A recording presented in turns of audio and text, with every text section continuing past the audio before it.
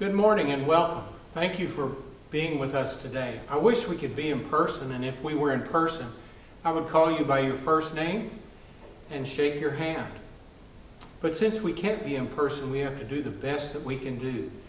If you were here, I would give you the opportunity to ask me any personal questions that you would want as we begin. For instance, let me tell you just a little bit about myself since you can't be here.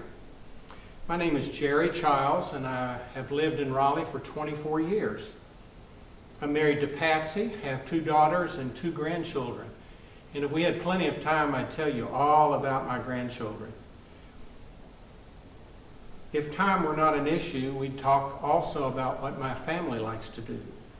Before I retired, I was an associate pastor in 3 different churches, and that associate job had to do with adult ministry. So now I know just a little bit about adult formation. Well, enough of me. We're going to go to the PowerPoint and talk about our topic for the morning. The topic is COVID-19 reveals shifts in how adults learn. What happened? We no longer have the traditional avenues of bringing people to Sunday school. Everything was stripped away. No longer can we meet together, no longer can we hug or touch, no longer are we linked to worship. There are those who are ushers or taking up the offering or greeting people, no longer bringing children to church and staying with the children. All of this gives us an opportunity to connect with adults. Well, why have adults chosen to connect on Zoom call? Maybe time for us to evaluate why we do what we do in adult formation. Are there differences in the way children and adults learn? Do adults need to be in charge of their own learning? Well, let's take a look at this and see what some differences are between children and adults and how they learn. Do you remember the first time your child spoke a word? Do you remember the first time they walked? Do you remember their first day in kindergarten?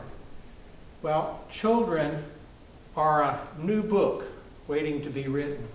Child-oriented learning provides a basic foundation of knowledge and helps develop critical thinking skills.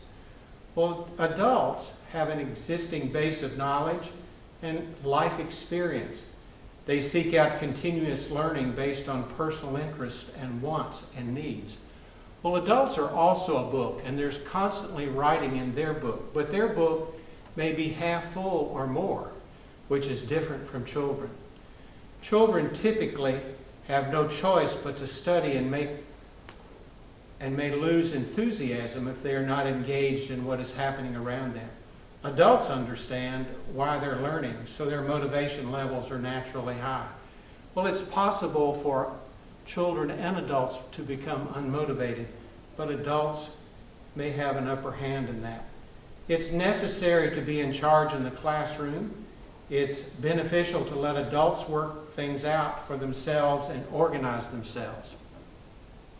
What happens if the teacher leaves the children's classroom for 5 or 10 minutes? In all probability, we have chaos.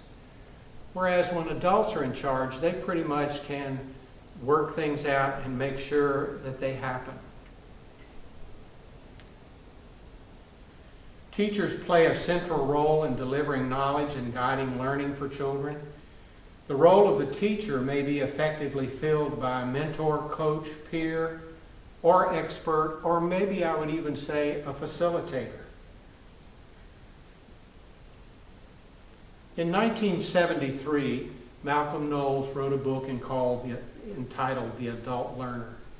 In that, he set forth some ideas about how adults learn.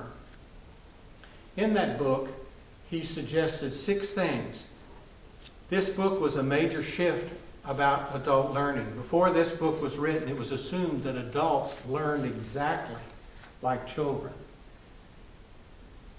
The first thing that he says is that learning is self-directed. Now, we'll talk about each of these later, but let me give you the 6. Learning is experiential and utilizes background knowledge. Learning is relevant to current roles. Instruction is problem-centered. Students are motivated to learn. So now let's talk about each of these directly. What does it mean to be self-directed learning? Adult learners are usually mature and self-confident enough to know how they learn best, what their areas of strengths and weaknesses are, and how to go about learning. There's some words I want to share with you again in this statement. Mature and self-confident. Most adults are very self-confident. If you look around the classroom that you normally would be in at the adults that you have, you can recognize that they are mature and self-confident. They also know how to learn best. They know their strengths and weaknesses. It may be important for us to get to know all of that to help our adults learn. Using experience as a resource. No matter how old your adult learners are or what type of life they have led so far, every one of your students will have acquired an extensive cache of experiences that you can draw on to make the most of what everyone brings to the table. The sentence, or part of the sentence that I want to emphasize, is an extensive cache of experiences. Everyone who comes to your classroom has an extensive cache of resources. Everyone brings a different cache of experiences. Significantly, these caches are as significant as the curriculum. And the reason for that is because adults have experienced God and are living out the gospel every day. What an exciting resource.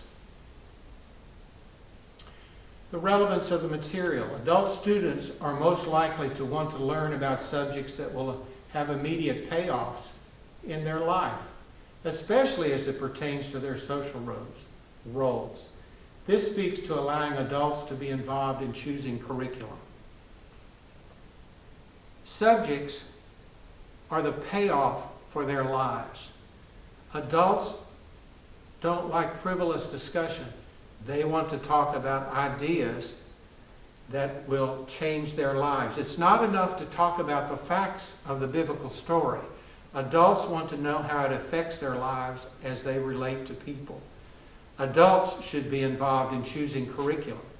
Very often the teacher needs to give permission for adults to be involved in choosing the curriculum. Problem-centered instruction. Adult learners do not desire to learn about the material that doesn't fit into their lives. They do not usually want their learning to be abstract. They do not usually need long to think about unfamiliar subjects before trying a skill out for themselves, because they exercise their problem-solving skills every day and learn from them. Most people, particularly adults, live in a practical world, not an abstract one. When given something new, they want to begin problem solving immediately to see how it relates to their lives. Motivation to learn. When the student is ready, the teacher appears. This is a Buddhist proverb that applies well to all areas of education. No matter how hard a teacher tries, learning only begins once a student is ready. Listen carefully for teaching moments and take advantage of them. When a student says or does, sometimes is a clue for a new topic. Be flexible and discuss it. Even briefly, show your students that their interests are important. You've heard it said that you can lead a horse to water, but you can't make him drink. If adults are not motivated by the topic, they will check out. Embrace the students even more than you embrace the curriculum.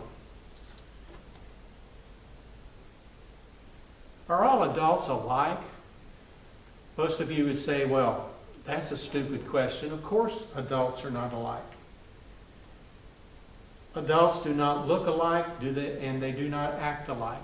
What if everyone in your Sunday school class looked exactly like you and acted exactly like you?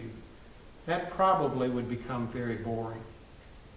Adults have different learning styles.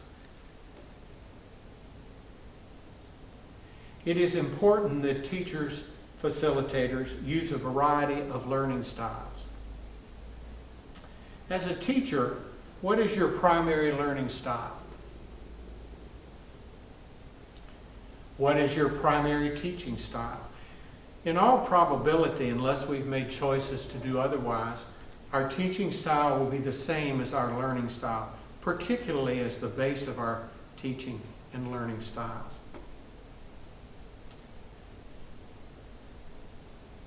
Let's look at a diagram to help us understand learning styles.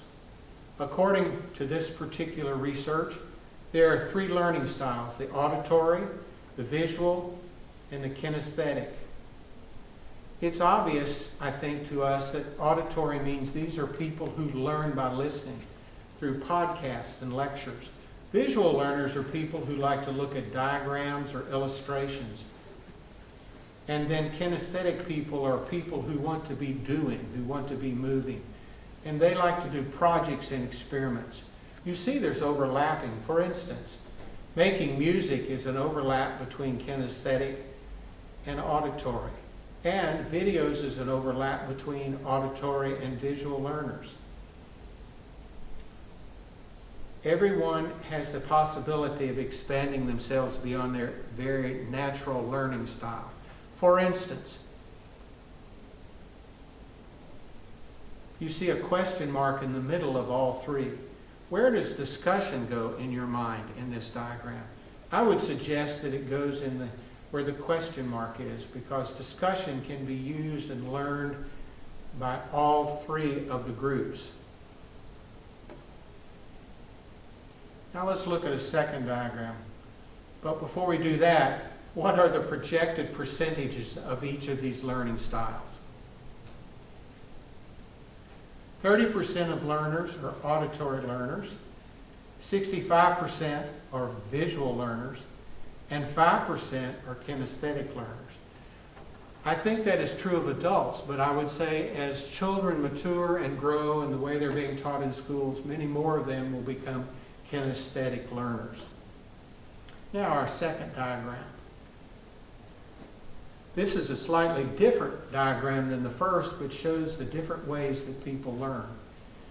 For instance, adult teachers, where is your learning style on this pyramid? Where is your teaching style?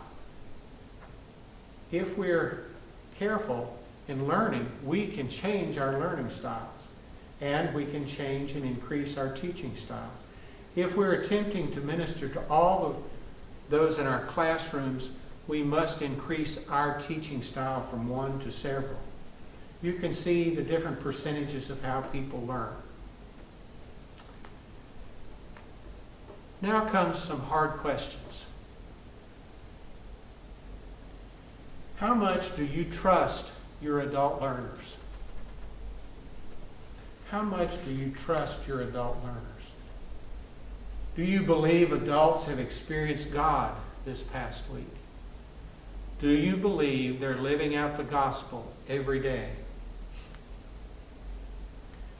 Do you believe adults are capable of making choices in what they want to learn? Or do they need to be spoon-fed? Do you believe adults want to solve life's problems? Are you willing to include adults and become a facilitator rather than a teacher? We must trust our adults. We must believe that adults are capable just as we are. I encourage you to include adults in all the decisions that are being made in your classroom. Well, I want to thank you for being here today and being with me. If we'd all been in the room together, there would have been an opportunity for us to demonstrate all of the adult learning styles. I would be happy to talk with you at any time. On the screen you will see my email, and I would be happy to hear from you. In the meantime, take care and have a good week. Thank you.